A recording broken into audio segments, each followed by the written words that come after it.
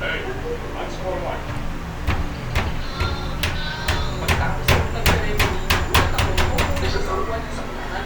Hindi sana siya yung kaso wala lang. Hindi pala ako in-accept eh. Kaya diretso na ako sa upuan ko. Class 6, araw na, kailangan Philip! Boy! Philip! Go! Chia! Ah!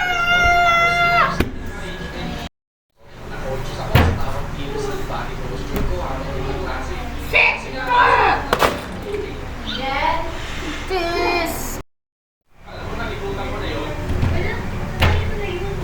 Eh, ang sagot ko, wala nang order ko, tapos, hindi pa ako naisip. Sa,